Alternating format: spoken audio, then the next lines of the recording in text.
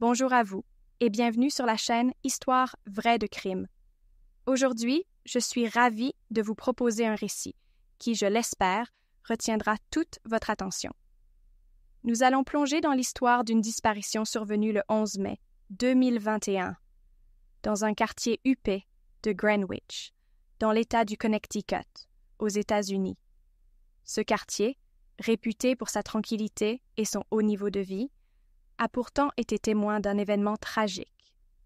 Il s'agit du cas d'une femme à la réputation irréprochable dont la disparition soudaine a rapidement fait naître d'innombrables questions, avant de se transformer en une affaire criminelle retentissante.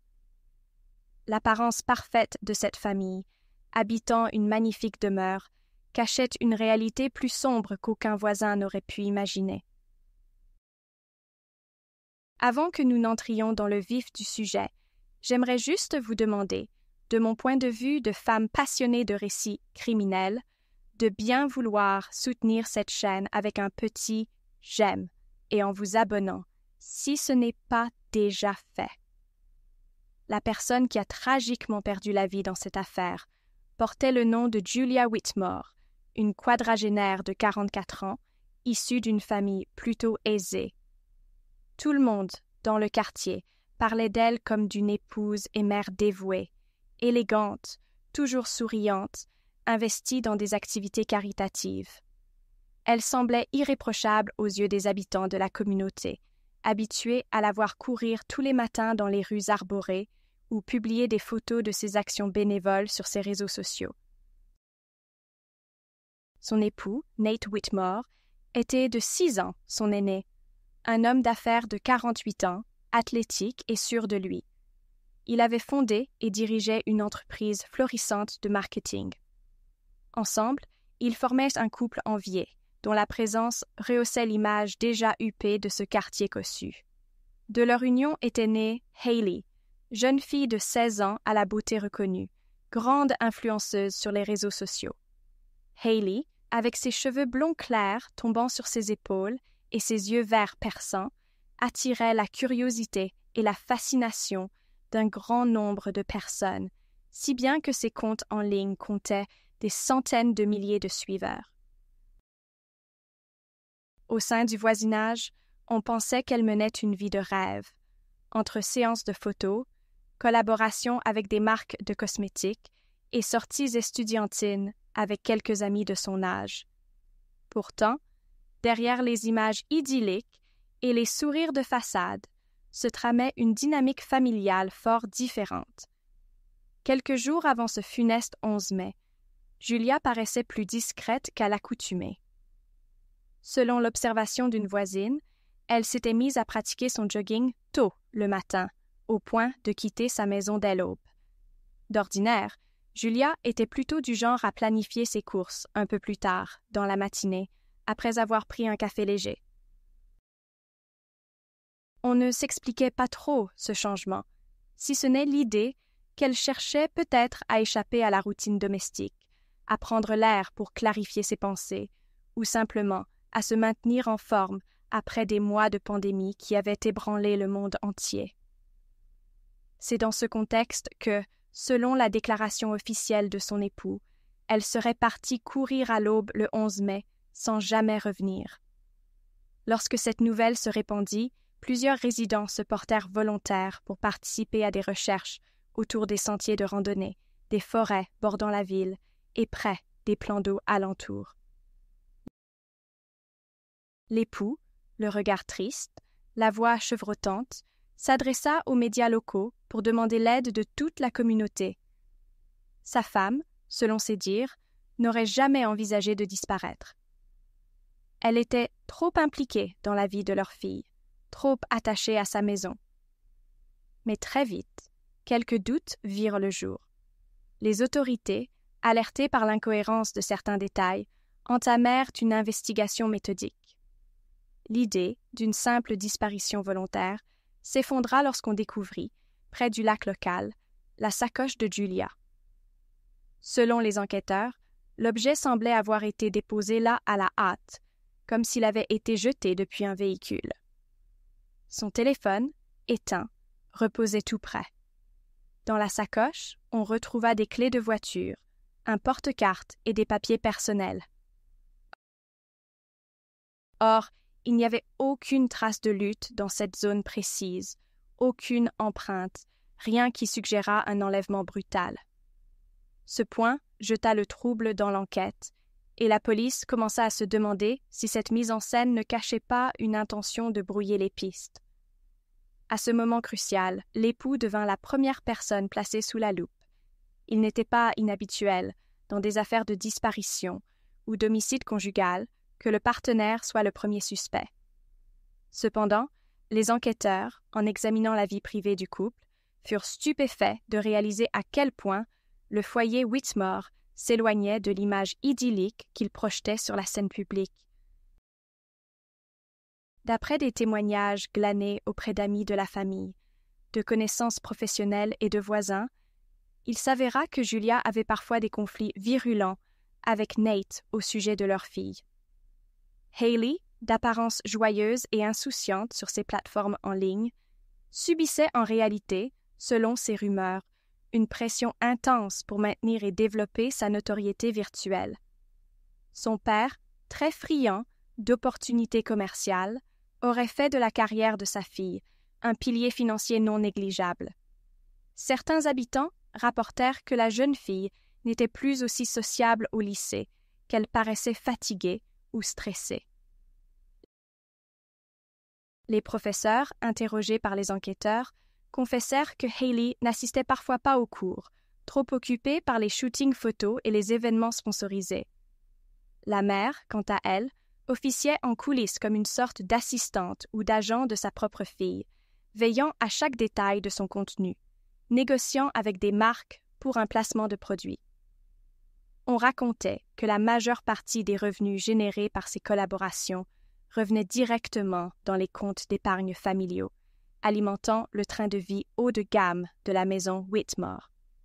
Sous ses airs de mère douce, Julia se serait ainsi progressivement transformée en chef d'orchestre strict, surveillant le moindre écart alimentaire de sa fille pour qu'elle reste toujours photogénique. À l'instar d'une gérante de mannequins, elle fixait des objectifs de poids, de posture, de nombre de séances photos par semaine. Nate, de son côté, encourageait tout cela, fasciné par la manne financière que Hayley ramenait au foyer.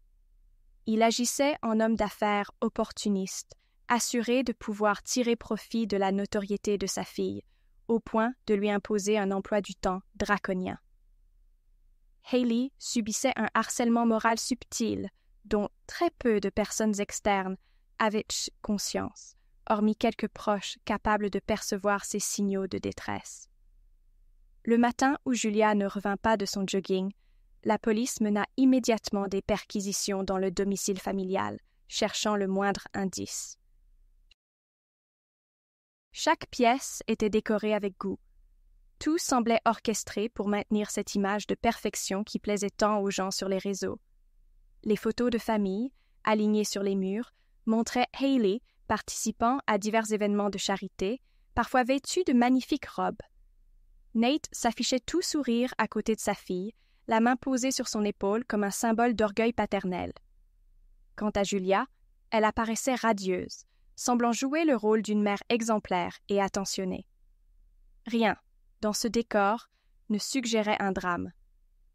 Les enquêteurs furent frappés par la propreté presque clinique des lieux, comme si aucun geste n'y avait été laissé au hasard.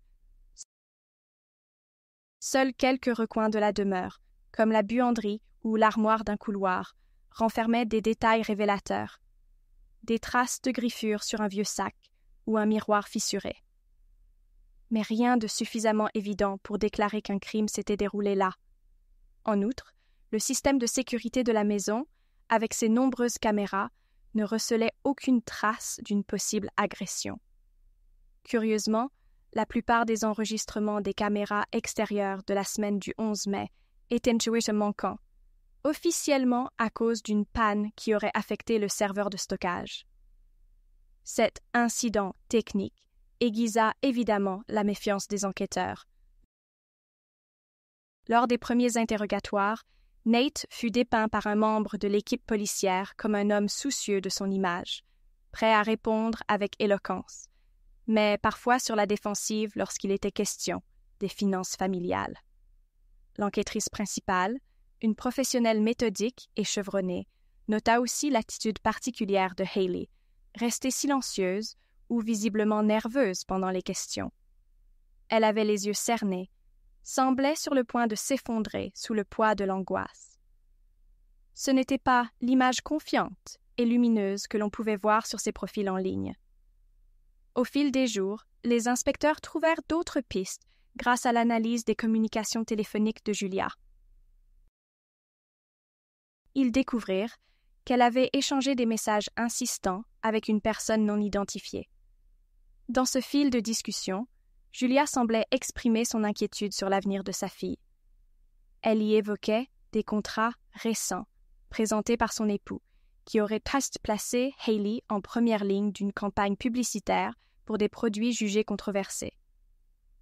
Julia disait vouloir s'y opposer, redoutant qu'on franchisse un cap immoral, voire dangereux, pour la santé de leur enfant. Les termes employés laissaient deviner que le père, de plus en plus cupide, n'hésitait pas à ignorer l'avis de son épouse. S'ensuivaient des allusions à des disputes récurrentes. La veille même de sa disparition, Julia avait envoyé un message à cette même personne non identifiée. « Je dois arrêter tout ça, je ne peux plus me taire. J'ai peur pour Haley. Nate a trop de pouvoir sur elle. » Ces mots interpellèrent la police, qui se demanda aussitôt « Voulait-elle fuir ou comptait-elle dénoncer quelque chose de criminel ?» Entre-temps, une battue de grande envergure fut organisée dans la forêt et les alentours du lac où la sacoche de Julia avait été retrouvée. Des habitants venus spontanément, équipés de lampes et de chiens, quadrillèrent pour la zone dans l'espoir de retrouver une éventuelle trace de la disparue. Les équipes de plongeurs sondèrent les eaux du lac, scrutant le moindre recoin vaseux. Pendant ce temps, un groupe de policiers, alertés par un signalement, se rendit dans un hangar appartenant à l'entreprise de Nate. Ce hangar, situé à quelques kilomètres de Greenwich, servait officieusement de lieu de stockage pour du matériel promotionnel. De prime abord, l'endroit semblait abandonné, sauf pour quelques cartons poussiéreux. Pourtant, l'un des enquêteurs eut un pressentiment et décida de fouiller un recoin sombre, où un large panneau en bois paraissait dissimuler quelque chose. En déplaçant ce panneau, l'équipe découvrit un passage vers une petite pièce exiguë et mal éclairée. L'odeur y était difficilement supportable. Avec prudence, ils avancèrent et finirent par trouver, enveloppé dans une bâche en plastique, le corps sans vie de Julia Whitmore. Les traits de son visage, abîmés, laissaient deviner qu'elle était décédée depuis plusieurs jours. De multiples ecchymoses sur ses bras suggéraient une lutte. Les enquêteurs prirent immédiatement en photo la scène du crime et cherchèrent des indices autour du cadavre. Les premières analyses indiquèrent la présence de cheveux blonds qui n'appartenaient pas à la victime. Les soupçons se portèrent bien évidemment sur Haley, la seule personne de la famille ayant des cheveux aussi clairs. Néanmoins, les enquêteurs ne pouvaient exclure d'autres pistes, car il existait autant de personnes blondes dans l'entourage professionnel de l'entreprise de Nate. Malgré tout, la situation devint critique pour l'époux. Le hangar lui appartenait. Pourquoi le corps de sa femme, si elle avait été victime d'un crime, aurait-il été déposé là? Avait-il quelque chose à cacher? L'agente en charge de l'affaire, épaulée par un autre officier spécialisé dans la reconstitution d'événements criminels, convoqua Nat à plusieurs reprises. Les réponses de ce dernier se firent de plus en plus évasives. Il prétendit d'abord ne pas s'être rendu dans ce hangar depuis des semaines, assurant que d'autres employés pouvaient y avoir accès. Or, l'entreprise n'employait plus personne localement pour ce secteur. Qui, alors, avait pu se servir de ce hangar? Les questions se multipliaient, et il apparut de plus en plus plausible que Nate ne disait pas toute la vérité. Les médias, avertis de la découverte du corps, commencèrent à suspecter un drame conjugal, d'autant plus que le contrôle qu'exerçait l'époux sur la vie de sa fille et de son épouse devenait de plus en plus notoire. On le décrivait comme un entrepreneur capable de tout pour s'assurer une rentrée d'argent conséquente, profitant de la popularité de Haley pour signer des contrats toujours plus douteux. Au fil des révélations, plusieurs voisins mentionnèrent avoir entendu, quelques jours avant la disparition de Julia, une violente dispute au sein de la maison Whitmer. Les cris provenaient, d'après leur perception, de Julia et de Haley, alors que Nate tentait apparemment de s'interposer. Personne n'avait jugé bon d'alerter la police à ce moment-là, croyant qu'il s'agissait d'une querelle ordinaire. Quand le cadavre de Julia fut enfin retrouvé, la culpabilité hanta ceux qui s'étaient abstenus d'agir. On murmurait, dans les rues bordées d'arbres, que cette famille, si parfaite, avait dû avoir de multiples secrets, et qu'il était tragique que personne n'ait pu intervenir à temps. L'enquêtrice principale, déterminée, concentra ses efforts pour établir un portrait clair de chaque membre de la famille. Elle inspecta les relevés bancaires de Nate, découvrit des contrats signés pour le compte de Haley, majoritairement rédigés de manière très avantageuse pour l'entreprise paternelle, au détriment direct de la fille. Julia, si l'on en croyait ses derniers messages, trouvait ces montages financiers malsains, voire illégaux, et souhaitait s'y opposer fermement. La police envisagea le scénario classique dans lequel le mari, ne supportant plus l'affronte de sa femme contre ses projets, l'aurait tuée dans un moment de fureur ou de calcul cynique, avant de cacher le corps dans son hangar pour qu'on croie à une disparition dans la nature. Pourtant, quelques éléments clochaient. Le mode opératoire, l'absence de traces d'intrusion dans la maison, la scène du crime désordonné dans l'entrepôt, et surtout, la présence de ses cheveux blonds sur la victime. À mesure que l'investigation avançait, on découvrit également que Haley avait reçu de nombreux messages haineux sur ses réseaux sociaux. Les enquêteurs entendirent diverses personnes appartenant au cercle élargi de la jeune fille, certaines la jalousant pour sa beauté et sa réussite. Mais on releva qu'il y avait un abîme entre les apparences et la réalité. Haley semblait prisonnière d'une machine commerciale orchestrée par ses propres parents. Il fut difficile d'interroger la jeune fille. Son attitude passait de la tristesse au soulagement, de la peur à la colère. Les psychologues dépêchés par la police pour évaluer son état mental décelèrent chez elle une grande détresse émotionnelle, comme si elle cherchait à cacher un lourd secret.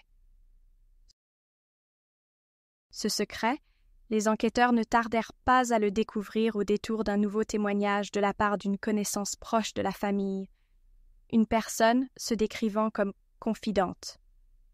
Cette dernière expliqua que Julia songeait sérieusement à placer Haley dans un autre environnement, hors de la sphère d'influence de Nate, pour qu'elle puisse continuer ses études et retrouver un semblant de vie normale. Selon cette confidente, Julia parlait même d'aller jusqu'à dénoncer son époux pour maltraitance psychologique et détournement d'argent gagnés par leur fille. L'informatrice révéla aussi un détail glaçant. La veille de sa mort, Julia aurait voulu confronter Nate au sujet de ses contrats suspects. Elle voulait également convaincre Haley de rompre immédiatement toute collaboration avec ces marques controversées. Haley, tiraillée entre l'envie de préserver sa propre santé mentale et la peur de trahir son père, se trouvait dans une situation impossible. Était-ce un mobile suffisant pour que Nat s'en prenne violemment à Julia? Tout pointait dans cette direction, du moins en surface. Puis survint un rebondissement majeur. L'analyse plus approfondie des traces de sang relevées sur le corps de Julia et sur le sol du hangar révéla la présence d'empreintes partielles de chaussures correspondant à un petit pied, possiblement celui d'une femme ou d'un adolescent. Il y avait également des traces d'un produit nettoyant, comme si l'auteur du crime avait cherché à effacer des éléments de preuve sans parvenir à tout éliminer. À la surprise générale, les relevés d'ADN des cheveux blonds trouvés sur la victime confirmèrent qu'ils appartenaient bel et bien à Haley. À ce stade, la suspicion à l'encontre de Nate semblait s'étioler, car on ne trouvait aucune preuve matérielle concluante de sa participation directe au meurtre. S'agissait-il d'une manœuvre astucieuse de l'époux pour faire accuser sa fille? Les autorités décidèrent de convoquer Hayley en interrogatoire plus poussé. Affaiblie, la voix chevrotante, la jeune fille finit par avouer, dans des sanglots, qu'une dispute dramatique avait éclaté entre elle et sa mère le soir où Julia fut vue pour la dernière fois. Hayley reconnut qu'elle n'en pouvait plus de la pression imposée par ses parents, qu'elle se sentait exploitée, que sa propre vie lui échappait. Elle relata qu'après s'être disputée avec sa mère, celle-ci l'aurait menacée de détruire sa carrière si Hayley venait à vouloir fuguer ou divulguer les dessous de leur arrangement familial. Julia la sommait de se plier à ses nouveaux projets, bien que, paradoxalement, elle ait été en conflit avec Nate au sujet de la nouvelle direction prise par la carrière de Hayley. Cet ultimatum, ajoute la jeune fille, la jeta dans un état de panique et de colère. Selon son récit, l'agression ne fut pas préméditée.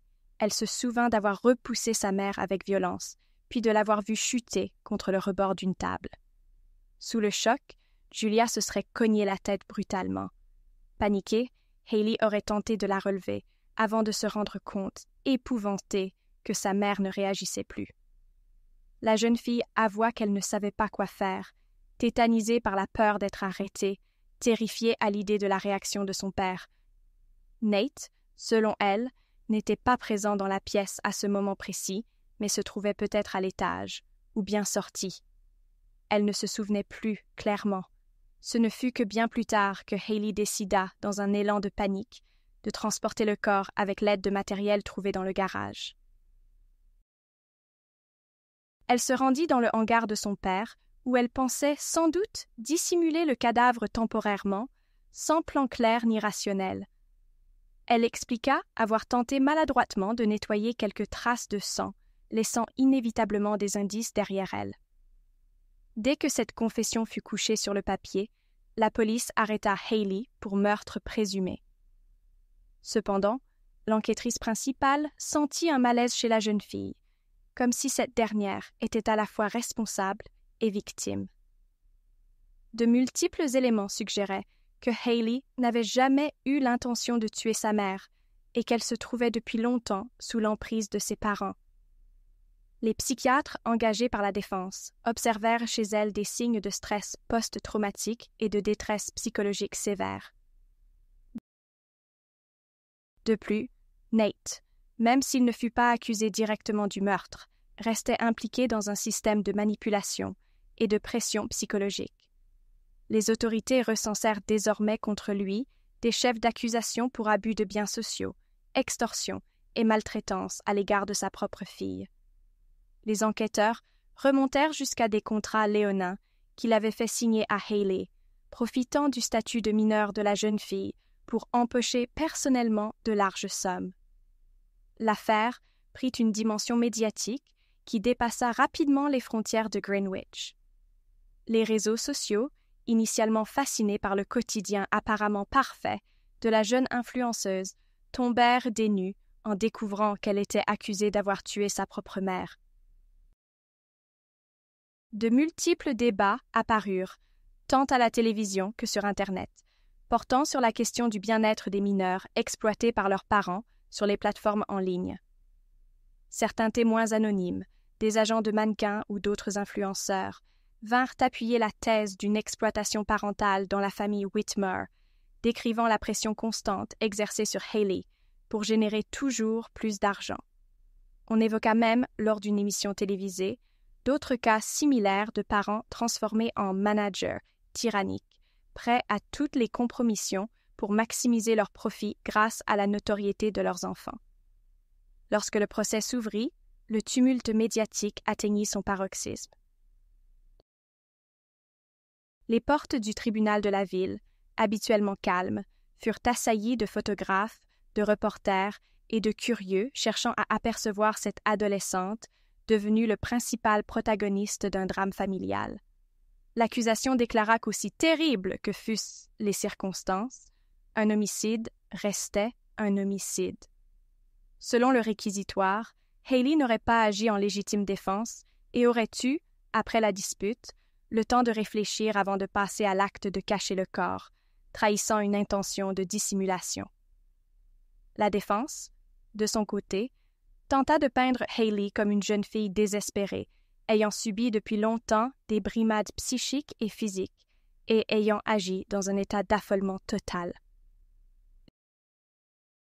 Les avocats de Haley, dont une experte en affaires familiales, mirent en avant la manipulation exercée par Nate, pointèrent la responsabilité morale de Julia dans l'exploitation du succès de sa fille, et exposèrent la fragilité psychologique de l'adolescente, soulignant l'absence de tout soutien extérieur dans un milieu familial dysfonctionnel. Les audiences furent rythmées par des témoignages poignants. Une personne engagée pour conseiller Haley dans sa carrière raconta, la voix tremblante, avoir quitté le projet après avoir constaté la dureté de Julia lors des séances photos. Selon ce témoin, Julia, bien que déterminée à protéger sa fille de certains dangers, se montrait elle-même sans pitié quant aux objectifs de poids et d'apparence. Nate comparut également à la barre, mais ses déclarations semblèrent mettre en lumière son obsession pour l'argent et la réussite au détriment du bien-être de sa femme et de sa fille. Il n'exprima que peu de remords, se contentant de minimiser sa responsabilité. On décela dans ses propos une tentative de rejeter la faute sur Julia, affirmant que c'était elle qui gérait la carrière de Haley, tandis que lui se bornait à signer des contrats et à s'assurer que tout soit légal. Ces propos furent cependant contredits par de nombreuses preuves écrites et par les témoignages d'ex-associés, montrant qu'il avait piloté et encouragé activement l'exploitation commerciale de Haley, imposant un rythme insoutenable pour une adolescente. Au cours de ce procès, l'enquêtrice principale détailla son travail d'investigation, rappelant chaque pièce à conviction, comme la bâche retrouvée au hangar, les cheveux blonds, les traces de sang, les échanges de messages sur le téléphone de Julia, les perquisitions dans la maison, la disparition suspecte des vidéos de sécurité. Le tableau qui s'esquissa fut celui d'un foyer où la violence psychologique, les non-dits et les menaces se superposaient depuis longtemps sous l'image polie d'une famille prospère. La procureure insista sur la nécessité de différencier l'homicide volontaire et l'homicide commis sous l'effet de la terreur ou d'une détresse extrême, cherchant visiblement à obtenir une peine significative pour Haley, tout en reconnaissant la complexité de sa situation. Les expertises psychiatriques soulignèrent chez l'adolescente un profond sentiment d'enfermement. L'un des experts souligna que Haley ressemblait à un animal acculé, sans aucune issue, face aux exigences contradictoires et incessantes de ses parents. Nate, quant à lui, fut accusé séparément de divers crimes économiques, de chantage et de maltraitance d'enfants. Les journaux locaux couvrirent avec avidité chacune de ses apparitions devant le tribunal. Ils soulignaient l'arrogance de cet homme, autrefois si apprécié pour sa réussite, et désormais décrit comme un manipulateur sans scrupules, prêt à instrumentaliser sa propre fille pour engranger des revenus. Plusieurs anciens employés de la firme de marketing vinrent apporter leur pierre à l'édifice, racontant comment ils avaient quitté le navire en raison de pratiques douteuses et d'une ambiance délétère dictée par la volonté de Nate de s'enrichir coûte que coûte. Finalement, le jury, après avoir délibéré longuement, condamna Haley pour homicide involontaire, commis en état de forte contrainte psychologique. Les jurés prirent en compte la réalité accablante à laquelle elle faisait face et estimèrent que ce drame découlait avant tout d'un engrenage familial toxique. Par conséquent, la jeune fille échappa à une longue peine de prison. Elle se vit toutefois imposer une peine de prison avec sursis, sous réserve d'un suivi psychologique approfondi. Cette décision, bien qu'accueillie par certains comme une forme de clémence, suscita également la controverse parmi ceux qui estimaient qu'un homicide, quelle que soit la raison, devait être plus lourdement puni. Nate, de son côté, fut déclaré coupable de chantage et d'exploitation d'enfants. Les preuves étaient si accablantes que le juge n'hésita pas à lui imposer une peine ferme et de lourdes amendes afin de couvrir les préjudices infligés à sa fille et de dédommager les victimes collatérales de ces pratiques illicites. La réputation de l'homme d'affaires fut anéantie et il tomba en disgrâce absolue aux yeux de la communauté et de ses anciens partenaires. Le lendemain du verdict, la presse fit écho à un vaste débat sur la protection des mineurs dans l'univers des réseaux sociaux. Des associations dénoncèrent les lacunes juridiques qui permettaient à des parents de tirer profit des revenus de leurs enfants sans aucun contrôle. On mit en lumière la nécessité d'établir un cadre légal plus strict afin d'éviter d'autres tragédies semblables. Hailey, désormais libérée de son emploi du temps infernal, se trouva sous la tutelle de services sociaux spécialisés qui s'assurèrent qu'elle suive une thérapie et qu'elle puisse terminer sa scolarité. Les médias, d'abord friands du sensationnalisme lié à cette histoire, commencèrent à adopter un ton plus compatissant à l'égard de la jeune fille. Nombre de commentateurs comprirent que son geste tragique avait été l'aboutissement d'un désespoir total. Les associations de défense des droits des enfants sur Internet prirent son histoire comme exemple des dérives, parfois mortelles, que pouvait engendrer la marchandisation de la vie privée et de l'image d'adolescents. La communauté de Greenwich, secouée par ce scandale, réévalua ses valeurs et son engouement pour les apparences. Les voisins qui côtoyaient les Whitmore depuis des années s'interrogèrent sur le rôle qu'ils auraient pu jouer s'ils avaient prêté un peu plus d'attention aux signaux d'alarme. Aujourd'hui, le domaine familial des Whitmore demeure inhabité. La pelouse, autrefois impeccablement entretenue, est à présent envahie par des herbes folles. Des panneaux à vendre ornent l'entrée. Le luxe de la maison ne suffit pas à masquer le souvenir douloureux laissé par l'affaire. Les nouveaux propriétaires potentiels se disent souvent rebutés par la sinistre réputation du lieu, malgré les efforts des agents immobiliers pour en atténuer l'image négative. Quant au hangar de l'entreprise de Nate, il fut mis aux enchères et racheté par un investisseur anonyme qui a fait raser l'édifice pour faire place à un autre type de construction. Les gens du coin évitent d'en parler, comme pour oublier cette macabre découverte. Hailey, pour sa part, suit encore des séances de psychothérapie intensive et s'efforce de se reconstruire. Les rares proches qui l'entourent affirment que, loin du miroir déformant des réseaux sociaux et des injonctions parentales, elle est en train de redessiner sa propre identité, détachée d'une célébrité dont elle n'avait jamais vraiment voulu. Cette affaire a laissé derrière elle une empreinte profonde. Elle rappelle que, derrière les sourires apparemment parfaits et la réussite étalée sur Internet, se jouent parfois des drames intimes d'une rare violence. La justice, qui a prononcé son verdict, a renvoyé chacun à ses responsabilités. Hailey, malgré son geste fatal, a reçu une seconde chance pour commencer une vie plus saine. Nate, quant à lui, aura tout le temps de méditer sur ses actes derrière les barreaux. L'ombre de Julia, la mère disparue, hante encore les mémoires, souvent décrite comme une femme qui, de toute évidence, ne parvenait plus à faire coïncider son désir de protéger sa fille et ses propres ambitions, lesquelles l'entraînaient, malgré elle, dans des choix moralement douteux. Je tiens à vous confier en toute sincérité que cette affaire m'a bouleversée. Du fond de mon cœur, je vous avoue ressentir une profonde empathie pour tous les enfants qui, comme Hailey, sont écrasés par la pression familiale et poussés à des extrémités dramatiques. J'espère qu'un tel drame ne se reproduira plus, que la justice continuera de faire son travail avec discernement, et que la société apprendra à mieux protéger les plus vulnérables. Merci d'avoir suivi cette histoire jusqu'au bout. J'apprécie énormément votre fidélité, et j'espère que vous trouverez, sur cette chaîne, d'autres récits qui vous intéresseront. Je vous propose de poursuivre l'aventure en allant visionner quelques-unes de mes autres enquêtes criminelles, disponibles juste ici. Vous y découvrirez d'autres témoignages poignants, des affaires glaçantes et des dénouements parfois surprenants.